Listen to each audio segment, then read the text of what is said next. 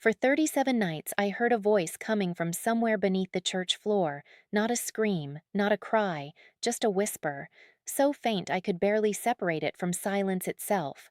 And every single night, it started at exactly midnight, not a minute before, not a minute after, exactly midnight.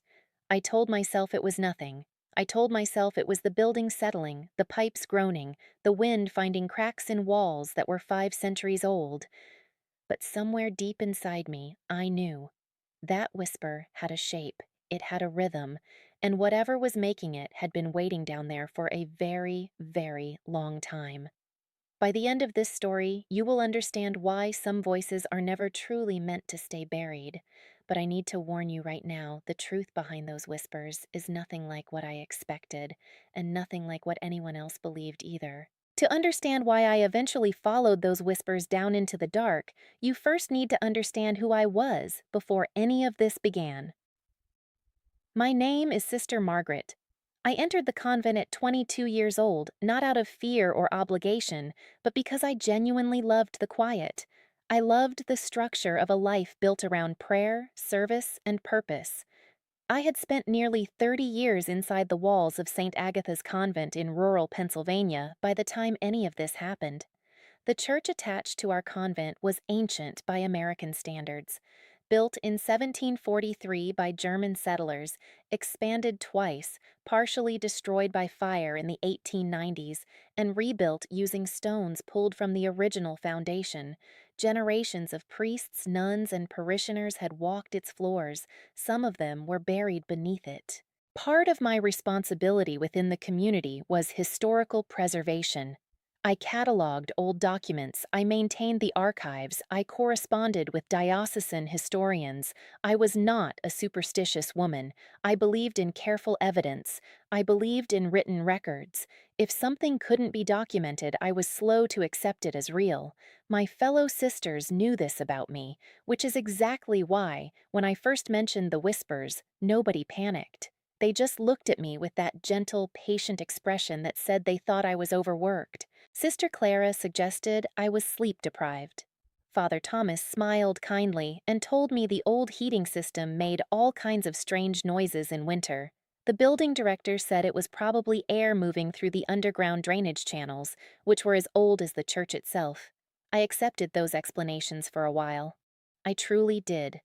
But after 2 weeks of rising exactly at midnight, standing perfectly still in the corridor outside the sacristy, and hearing that faint, rhythmic sound coming from directly beneath my feet, I stopped accepting other people's explanations. I began keeping notes, dates, times, duration, direction. I started mapping the sound, moving 3 steps to the left, then right, then forward, trying to identify where it was strongest. After 5 nights of this, I was certain.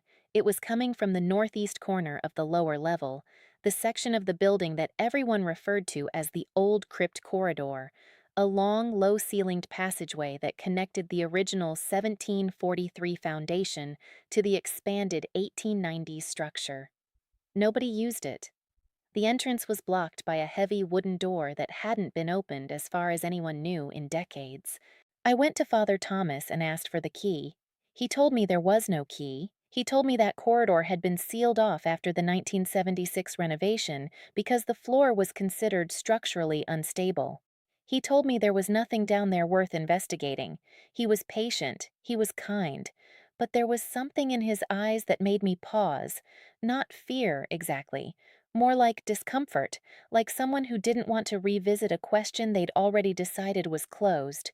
That look stayed with me longer than his words did. I went to the archives the next morning and pulled every document related to the 1976 renovation. There were engineering reports, material invoices, contractor signatures. Everything looked ordinary until I reached a single page near the back of the folder. It was a handwritten note, unsigned, dated March 14th, 1976, and it said only this: "The Northeast Chamber has been sealed at the bishop's personal request. No further documentation required. No further documentation required." In 40 years of archival work, I had never once seen that phrase used to describe a physical space inside a church. We documented everything.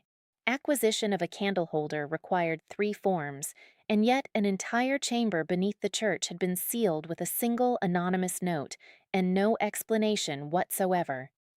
I pulled the original 1743 architectural drawings next. They showed a full underground layout: rooms, passages, alcoves. One chamber in the northeast section was labeled simply with 2 Latin words: Custos Memoriae, Guardian of Memory. That room did not appear on any map created after 1800. Somewhere in the intervening years, it had been erased from the official record of the building, not abandoned, erased. I started spending my evenings reading through old burial registers. St. Agatha's had kept meticulous death records going back to the mid-1700s: name, date, cause of death, location of interment. I was looking for any burial assigned to the northeast chamber. I found nothing. Not one name.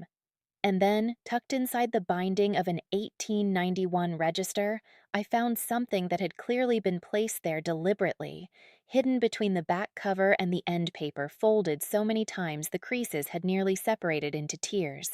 It was a letter, written in German. My German was functional enough to read it slowly.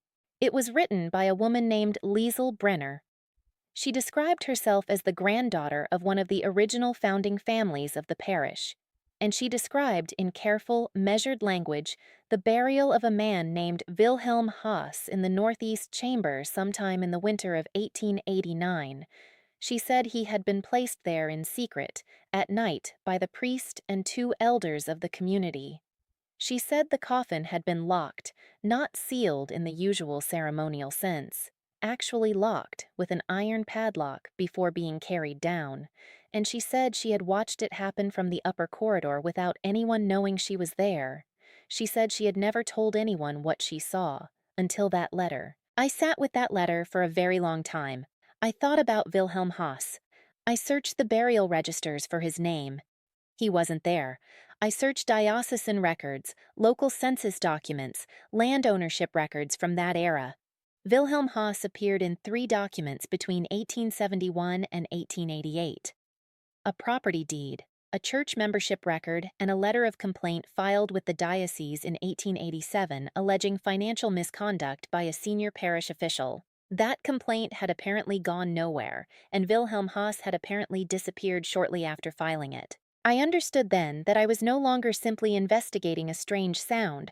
I was standing at the edge of something that had been deliberately buried, literally and figuratively, by people who had wanted it to remain buried, and the closer I got to it, the more I felt the weight of that decision.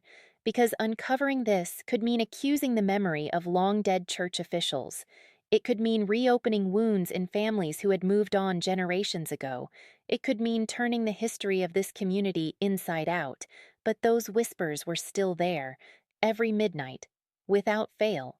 I finally got into the northeast chamber on a Tuesday night in late November with a flashlight, a crowbar borrowed from the maintenance shed, and the letter from Liesel Brenner folded in my pocket. The door gave way after 20 minutes of careful work. The corridor beyond it was exactly as old as it looked: stone floor, low ceiling, the smell of cold and time and something faintly mineral. I moved slowly, keeping one hand against the wall. The chamber was at the far end, about 20 feet square, carved directly into the original stone foundation. And there, against the far wall, resting on a low stone platform as if it had been set down carefully rather than abandoned, was the coffin.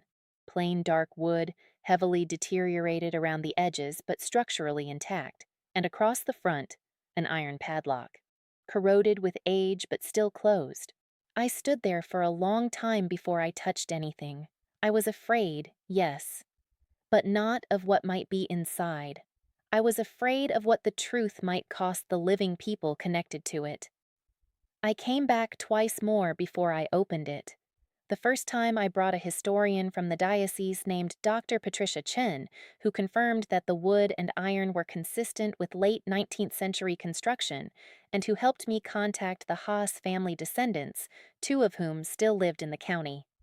The second time I brought Father Thomas, who by then had read Liesel Brenner's letter and the complaint documents, and who sat in that cold chamber with his hands folded and said almost nothing for a very long time. When we finally opened that coffin with the family's knowledge and a diocesan official present, the whispers made complete and total sense to me for the first time. Inside the coffin, Wilhelm Haas lay as one would expect after over a century, but beside him, carefully wrapped in oilcloth that had partially survived the years, was a bundle of documents, financial records, signed correspondence, ledgers, everything needed to prove the misconduct he had reported in 1887. He had known they would silence him, so he had ensured the evidence would be buried with him, waiting for someone who would eventually come looking. The whispers, I discovered, were caused by a hairline crack in the stone wall of the chamber that aligned perfectly with a ventilation channel running beneath the floor of the sacristy above. Wind moving through that channel at certain temperatures created an acoustic effect that was amplified in specific weather conditions, always most pronounced on cold, clear nights. Midnight in winter, when the temperature dropped enough for the air pressure to shift. A quirk of 1743 architecture that nobody alive had understood. Wilhelm Haas had not been whispering from beyond the grave, but the building itself had been carrying his voice upward through stone and time, waiting for someone willing to listen long enough to follow it down. The documents he preserved were analyzed, authenticated, and formally presented to the diocese. The officials implicated had been dead for over 100 years, but their names were quietly removed from positions of honor within the church. The Haas family received a formal acknowledgement of what had happened to their ancestor. A small memorial was placed in the church garden. Not dramatic, not public, but real. I think about Wilhelm Haas often. I think about a man who knew he was running out of time, who made sure the truth was buried alongside him because he trusted, somehow, that the truth would eventually be too loud to ignore. I think about Liesel Brenner, a young woman who hid a letter in a binding and hoped someone would find it someday. I think about all the people across all those generations who walked above that chamber without knowing what was resting beneath their feet. And I think about the fact that the most terrifying mysteries I have ever encountered were never created by the supernatural. They were created by people, by fear and ambition, and the desperate human desire to control what history remembers. The scariest thing in that coffin wasn't a corpse. It was the proof of how far people will go to bury the truth. And the most comforting thing I have ever learned is that truth, no matter how deep you push it, has a way of finding its way back to the surface. Sometimes through documents, sometimes through architecture, sometimes through one stubborn woman who can't stop following a sound she probably should have ignored. I'm glad I didn't ignore it. Now I want to hear from you. If you had been standing in that corridor at midnight, if you had found that locked coffin in that forgotten chamber, would you have opened it? Or would you have sealed the door and walked away and let whatever was inside stay buried forever? Tell me honestly in the comments. I genuinely want to know. And if this story kept you guessing all the way to the end, please share it. Someone in your life needs to hear that the most powerful thing any of us can do is simply be willing to listen when something is asking to be found.